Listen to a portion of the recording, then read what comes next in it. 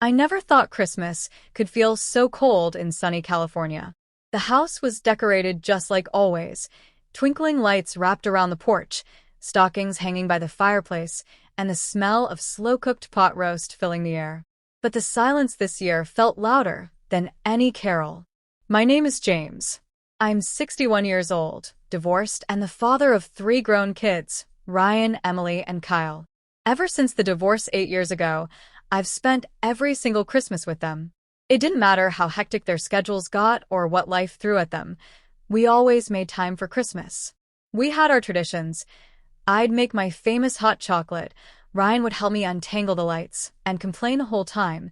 Emily and I would cook the feast, and Kyle would cue up a marathon of cheesy Christmas comedies.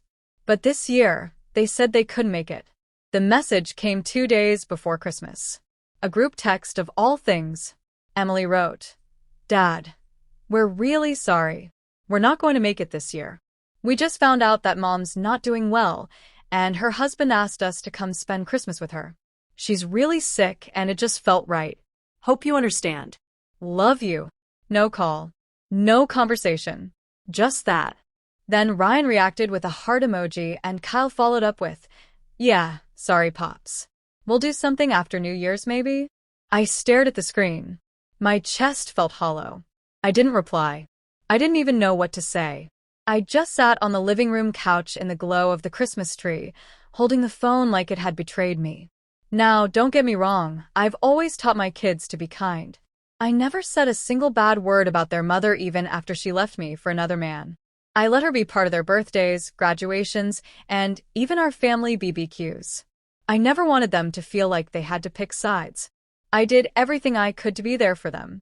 When Kyle totaled his car, I paid the deductible. When Emily had her first baby, I moved in for 2 weeks to help her get back on her feet. When Ryan lost his job, I let him crash at my place rent-free for 5 months. I wasn't a perfect dad, but I was always there. And now they had left me alone on Christmas. For her. I wasn't angry. Not at first. Just numb. Christmas morning came, and I tried to make the best of it. I still made the hot chocolate. Still cooked a small dinner for one. Sat down at the big oak table with 4 empty chairs. I even set out their favorite cookies on a plate like I always did. I stared at those chairs for hours. Then something strange happened. While flipping through channels, I stopped on a live news segment covering Christmas events around the country. It was just background noise until I noticed the location tag at the bottom. Waikiki Beach, Honolulu, Hawaii. I was about to switch the channel until I saw something that made my blood freeze. There, on live TV, in full color, was Kyle. He was wearing a bright Hawaiian shirt, holding a drink with a tiny umbrella, and dancing next to a tiki torch. I squinted at the screen, leaned forward. Then Ryan showed up beside him, laughing. And Emily? She was on a lounge chair, wearing sunglasses, sipping from a coconut with her husband by her side. They were all there. In Hawaii. On Christmas. Not at their mother's house. Not with a sick woman. Not grieving or solemn or quiet. They were partying. Laughing. Toasting. I stared at the screen, my heart pounding in my ears. At first, I told myself maybe it was old footage. Maybe it wasn't live. Maybe there was a mistake. But then the anchor said, "We're live at Waikiki Beach this Christmas morning." And I knew. They had lied to me. They ditched their father on Christmas to vacation in paradise. I stood up from the couch slowly. My chest burned like someone had struck a match inside it. My hands were shaking as I picked up my phone. I opened the group text. No typing. No emojis. Just one sentence. I typed it slowly, each word heavier than the last. "Hope Hawaii's nice. Tell your sick mother I said hi." I hit send. And less than 10 seconds later, I saw 3 dots dancing on the screen. Someone was typing. That was when I knew they regretted everything. But I didn't open the message. Not yet. Because revenge was just getting started. The first few minutes after I sent that message, I stared at the screen. The 3 dots kept flashing, then they stopped. Then started again. Then stopped. They didn't know what to say. Good. I went to the kitchen, poured myself another mug of hot chocolate, and sat by the window watching the sun start to dip behind the trees. The warmth of the drink didn't reach the cold in my chest. I had raised those kids with everything I had: late nights, early mornings, baseball games, hospital visits, birthday cakes I had no idea how to bake. And now, they didn't just lie to me, they left me deliberately. They used their mother's health as a shield. I wouldn't have stopped them from taking a vacation, but the lie was what broke me. It wasn't about Hawaii. It was about how little they thought of me. I sat down at my desk, pulled out a yellow legal pad, and wrote a single word in big block letters at the top of the page. Boundaries. For 30 minutes, I listed everything I had done for them over the last 10 years. Loaned Ryan $6,500 for his failed mobile car detailing business? Check. Helped Emily with a down payment on her house? Yup, $15,000. Paid for Kyle's last semester in college when he forgot to file his FAFSA? Another $8,000. Never once asked for repayment. But now? Now it was time for them to grow up.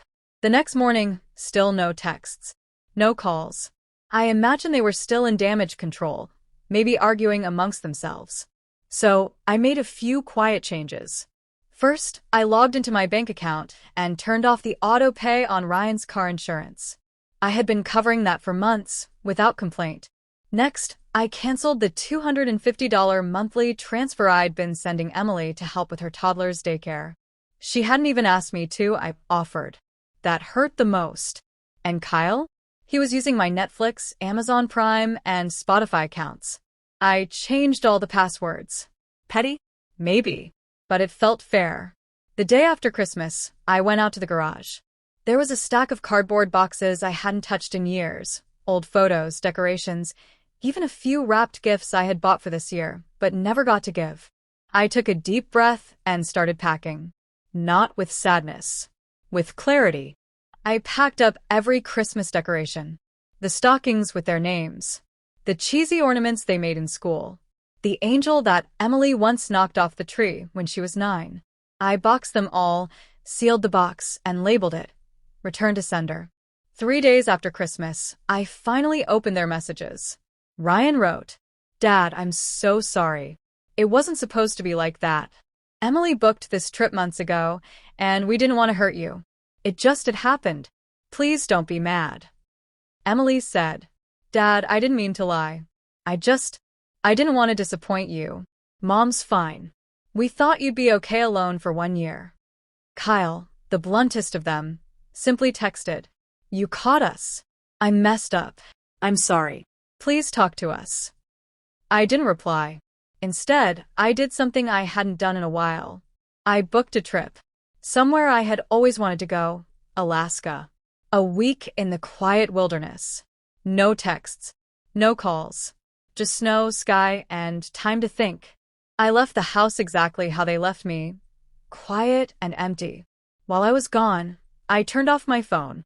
I spent New Year's Eve in a log cabin drinking hot cider with strangers who felt more like family in 3 days than my own kids did all year.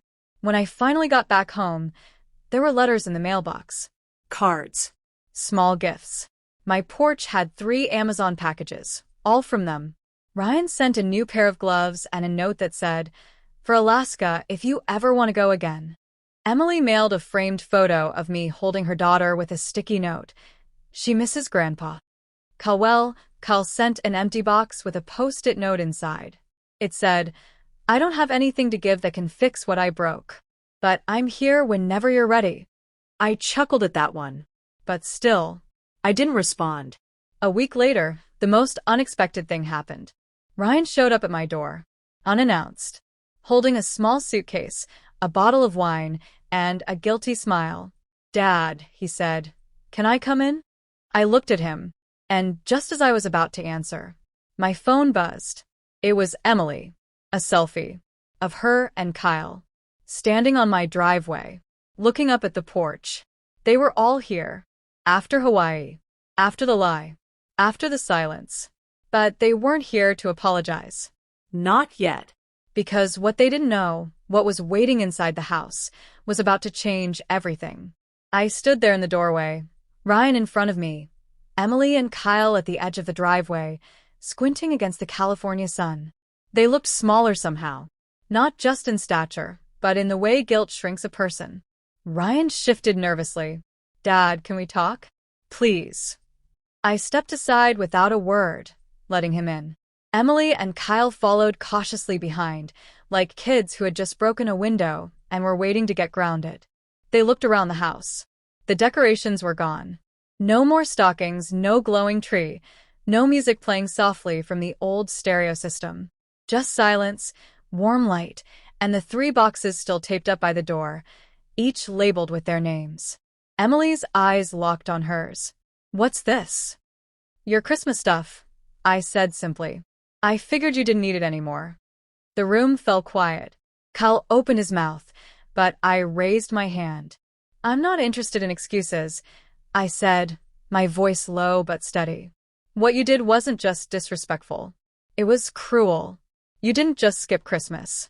You used your mother's health as an excuse, so you could go sip piña coladas on a beach and leave your father sitting alone by a fake fireplace.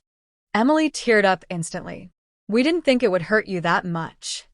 Then you never really knew me. I cut in. Ryan stepped forward, hands raised. Look, we messed up. We know that. And that's why we're here. We came to fix it. I shook my head. You came because you feel guilty. Guilt fades. But consequences don't.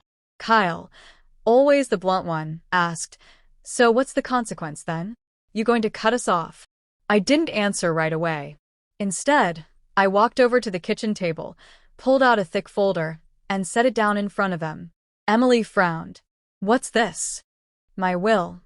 I replied calmly. I updated it. All 3 froze. Ryan stammered. Wait, you rewrote your will? I nodded. Yes. Because I realized something. Love should go both ways. Not just when you need money or favors or help moving, but when someone needs you back. When they're sitting alone on the most important day of the year. I slid the folder closer so they could see. I'm not cutting you out. I'm not that cold. But I'm giving most of what I have to charities now. Veterans, single fathers, and local shelters. The people who showed up when you didn't. Emily covered her mouth, eyes wide with shock. Ryan looked like someone had knocked the wind out of him. Kyle let out a small laugh. Damn, actually did it. I did, I said. And this isn't about money. It's about a lesson. A line in the sand. From now on, if you want to be part of my life, you have to show up. Not when it's convenient. Not when there's guilt. But with real effort. Ryan stepped forward. Dad, please, we're sorry. We'll do better. I nodded slowly. I hope you mean that. Because there's something else I need you to see. I turned and walked them into the garage. There, in the corner, were 3 stacks of storage bins, labeled again with their names. Each bin was packed with years of memories. Baby shoes, finger paintings, birthday cards I kept, report cards, old toys, trophies. All of it. I was going to throw it out, I said softly. But I decided to give it back. Not out of spite, but because I realized I've been the only one holding on to the past. Maybe it's time you carried some of it, too. Emily was crying now. Kyle looked away. Ryan just stood still. And for a moment, none of them said anything. Then Kyle spoke. What if we want to fix things, really fix them? I looked him dead in the eye. Then earn it. They stayed for 2 hours that day. They helped take down the last of the lights outside, put away dishes, and even cooked dinner with me, just like old times. But I didn't let my guard down. Not yet. Because I knew actions mattered more than words. And that night, as they said their goodbyes and promised to check in tomorrow, I gave one final blow. By the way, I said at the door, I got invited to Emily's baby shower last year, but I declined. Know why? She shook her head. Because she invited me through a Facebook group event. Not even a personal message. You remember that. Her face flushed with shame. Yeah, I said. That's the moment I realized how invisible I'd become. That was the beginning. Hawaii? That was just the confirmation. They left without another word. But the next morning, something unexpected happened.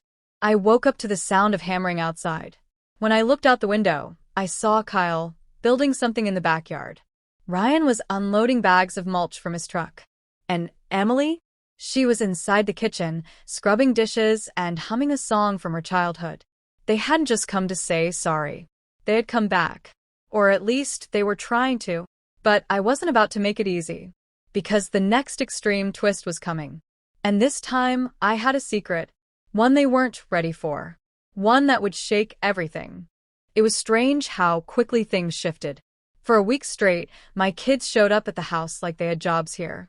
Kyle worked on that mysterious thing in the backyard every morning, covered in sawdust and sweat, refusing to tell me what it was. Ryan started doing yard work without being asked, trimming hedges, fixing a broken fence panel, even repainting the mailbox I hadn't touched in years. Emily brought over groceries, cooked dinner every night, and started showing up early just to sit on the porch and talk. I didn't stop them. But I didn't roll out the red carpet either.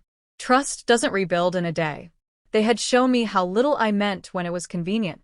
Now they had to show me what I meant when it wasn't. Still, I couldn't ignore the nagging feeling in my gut. This sudden energy they were putting into fixing things. Was it real? Or was it fear? Fear that the will was changed. Fear that I meant what I said about charity. One morning, Emily came over with her toddler, Grace, who ran into my arms with the kind of love only kids know how to give. She wrapped her tiny arms around my neck and said, "Grandpa, I missed you." That broke me. And it almost made me second-guess everything, until I walked into the guest room later that night and found Emily's phone charging on the nightstand.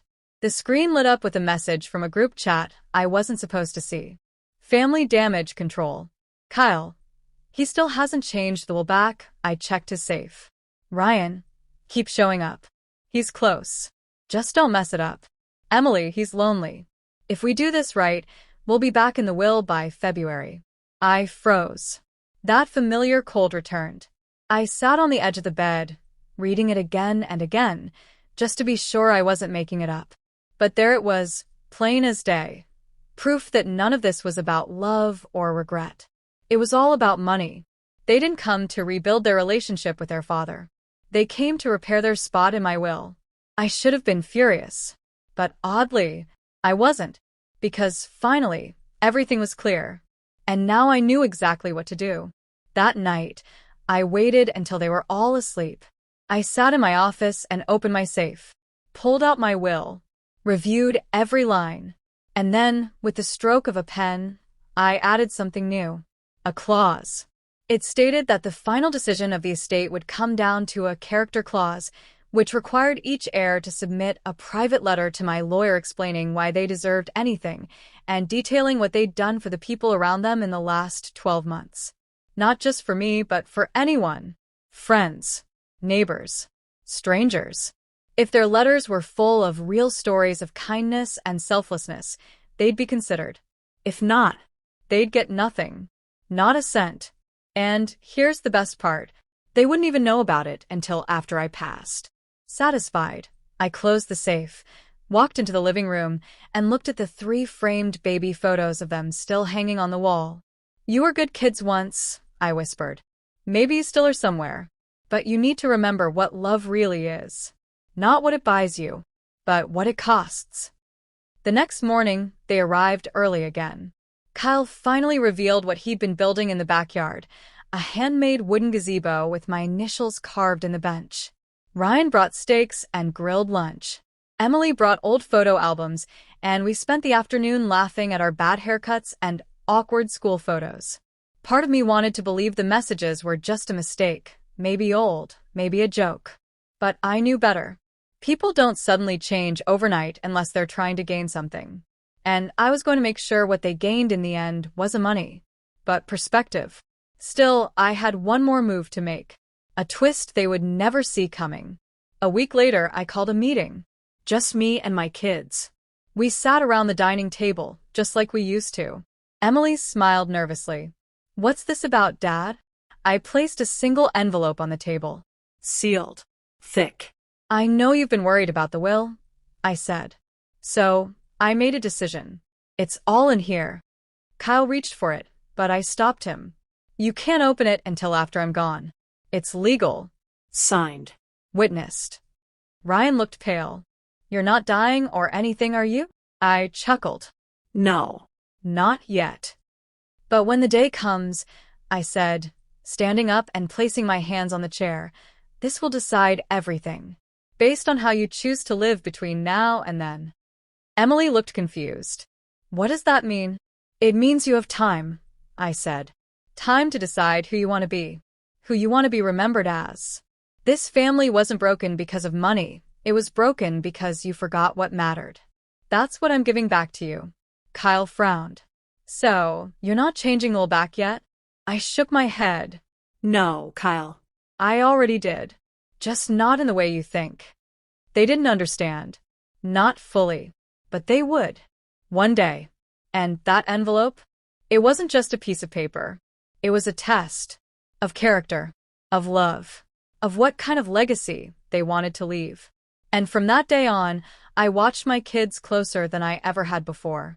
Not because I didn't trust them, but because I wanted to see if they could become the kind of people they used to be. The kind that deserved more than money. The kind that made a father proud. That was my final revenge. To give them a second chance, and leave them wondering every day if they were passing the test.